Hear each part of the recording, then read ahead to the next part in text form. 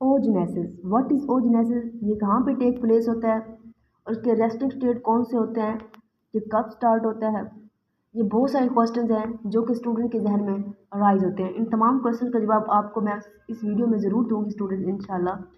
सबसे पहले जो है ना, ओजेनेसिस का आपको मतलब समझना ज़रूरी है कि ओजेनेसिस का मतलब है फॉर्मेशन ऑफ द एग्स। ठीक है ना। ये फीमेल में स्टार्ट कब होता है, फीमेल में ये स्टार्ट होता है at the embryonic stage in the ovary. इसके दो रेस्टिंग स्टेशन है, एक प्रोफेज 1 है, एक मेटाफेज 2 है। उनके बारे में आपको बताऊंगी। सबसे पहले आप इस यहाँ पे आ जाएं। यहाँ पे जो है ना, मैं आपको बताऊंगी कि ना, इसका जो पहला जो रेस्टिंग स्टेशन होता है वो होता है प्रोफेज 1।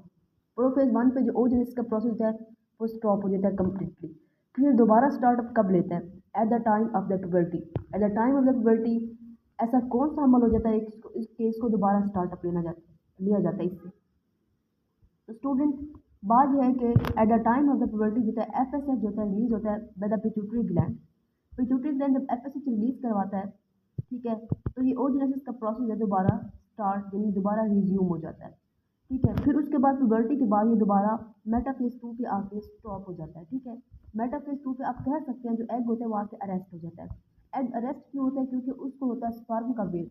स्पर्म आएगा और एग के साथ आके फ्यूज होगा और हमारे पास वो बना के दोनों मिलके जाइगोट बना देंगे। ठीक है, जो नहीं जाइगोट बनेगा तो आप यूँ समझिए कि ओजेनेसिस का प्रोसेस कंप्लीट हो गया, ओजेनेसिस का मकसद ही पूरा हो गया। ठीक है, तो बेसिकली जो है ना, मेटाफेज 2 पे जो है ना ओजेनेसिस को रेस्टिंग स्टेट पे लाने का मकसद ही यही होता है ताकि जो है ना एग और स्पर्म की फ्यूजन हो सकते और जाइगोट बन सके। ठीक है, और इसकी केमिस्ट्री की तरफ जाने से पहले स्टूडेंट मैं आपको दो टर्म में डिफ्रेंशिएट करवाना चाहती हूँ। अक्सर स्टूडेंट जो है इनमें कंफ्यूज हो जाते हैं। इन दो टर्म्स को समझने के बाद आपके काफ़ी ज़्यादा जो है डाउट्स क्लियर हो जाएंगे। वो दो टर्म्स हैं, वो है ओजेनेसिस की टर्म और एवोल्यूशन की टर्म। ओजेनेसिस का मतलब है student formation of the eggs, evolution का मतलब है रिलीज ऑफ द एग्स। ये दो कम्प्लीटली डिफरेंट टर्म्स है स्टूडेंट। आप देख रहे हैं कि ओजेनेसिस जो है वो एम्ब्रियोनिक स्टेज पे स्टार्ट होती है और जबकि एवोल्यूशन कब होती है, at the time of the puberty या आफ्टर प्यूबर्टी आप कह सकते हैं। तो इस तरह ये दो टर्म डिफरेंट टर्म है, आपको इनमें डिफरेंस आना ज़रूरी है। अब इस जो है ना डायग्राम से आपको पता चलेगा इसके अंदर की केमिस्ट्री क्या है, इसमें आखिरकार होता क्या है, कैसे होता है।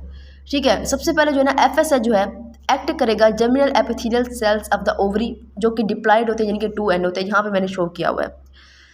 अब जो जर्मिनल एपिथेलियल सेल्स हैं वो किस में तब्दील होंगे, ओगोनिया में तब्दील होंगे। ओगोनिया जो है वो प्राइमरी ओसाइट में तब्दील होगा जो कि 2N ही है। अब प्राइमरी ओसाइट में क्या होगी, मियोसिस 1 होगी।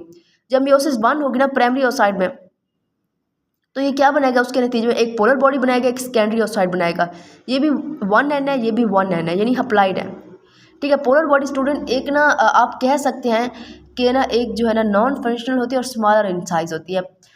अब जो है ना सेकेंडरी ओसाइट जो है ना उसमें जो है ना मियोसिस 2 होगी, तो मियोसिस 2 के नतीजे में ये बनाएगा polar body, second polar body और जाइगोट बनाएगा। जाइगोट आपको पता है किस तरह से बनेगा, सेकेंडरी ओसाइट के साथ बेसिकली स्पर्म आके फ्यूज होगा, उसके नतीजे में क्या बनेगा, जाइगोट बनेगा। अब ये जो पोलर बॉडी है जब ये मियोसिस 2 करेगा तो इसके नतीजे में मज़ीद 2 पोलर बॉडीज़ बनेंगी। ठीक है, तो इस तरह से ये हमारे पास मकसद पूरा हो गया। हमारे पास 3 पोलर बॉडीज़ बनी और एक हमारे पास क्या बना है, जाइगोट बना, और यहाँ पे भी मैंने शो किया हुआ है। ठीक है, आप देख सकते हैं। अब यहाँ से इस टॉपिक से जो मोस्ट प्रोबेबली जो क्वेश्चंस हैं वो बन सकते हैं, अक्सर जो है ना आपको देखने को भी मिलेंगे क्वेश्चन बैंक के मुख्तलिफ अकेडमीज़ के क्वेश्चन बैंक में। तो बेसिकली जो है ना इससे जो है ना प्राइमरी ओसाइट है उससे हमारे पास वो पूछेंगे कितनी पोलर बॉडीज़ बनती हैं। प्राइमरी ओसाइट से 3 पोलर बॉडीज़ बनती हैं और एक ओवम बनते हैं। आप देख सकते हैं प्राइमरी ओसाइट से 3 पोलर बॉडीज़ बनी और एक क्या बना, जाइगोट या फिर ओवम बना। और ये ओजेनेसिस वो प्रोसेस है जिसमें सिर्फ और सिर्फ मियोसिस होती है, इसमें कोई माइटोसिस का अमल दखल नहीं होता। आप यानी क्वेश्चन में अगर आ जाए ना इस तरह एमसीक्यूज में आता है कि भाई ओजेनेसिस में क्या माइटोसिस होती है, तो आप कहेंगे नहीं माइटोसिस नहीं होती, सिर्फ और सिर्फ मायोसिस होती है। आप उस पर जो टिक करेंगे सिर्फ और सिर्फ मियोसिस पे ही टिक करेंगे। और जो है ना इसके नतीजे में जो स्पर्मियोजेनेसिस होता है जो कि मेल्स में होता है, इसका कॉन्ट्रास्ट प्रोसेस है, उसमें माइटोसिस भी होती है और मियोसिस भी होती है।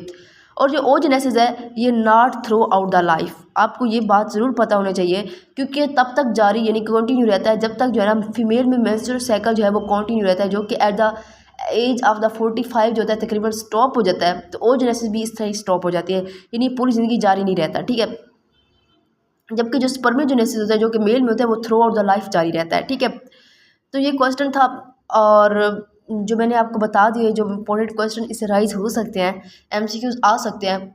स्टूडेंट एक बात मैं अक्सर कहती हूँ कि भाई कंसेप्ट को आपको लर्न तो कर लेते हैं, समझ तो लेते हैं, लेकिन जो है ना कंसेप्ट को याद रखना जो है ना वो बहुत बड़ी कारीगरी है कि आपको जो कंसेप्ट है वो याद रह जाए। याद इस तरह से नहीं होता कि आपने एक मरतबा समझ लिया तो आपको याद हो जाएंगे, किसी को भी इस तरह नहीं होता, आपको नोट डाउन करना ज़रूरी होता है। ठीक है ना, तो आप इसको नोट कर लिया करें अपने रजिस्टर पे, ताकि दोबारा आपको ज़रूरत पड़े तो आप इसको रिवाइज़ कर लिया करें, ताकि कंसेप्ट जो है आपको समझने में आसानी हो और आपको याद रह जाए। कंसेप्ट को समझने से ज़्यादा उसको याद करना ज़रूरी होता है।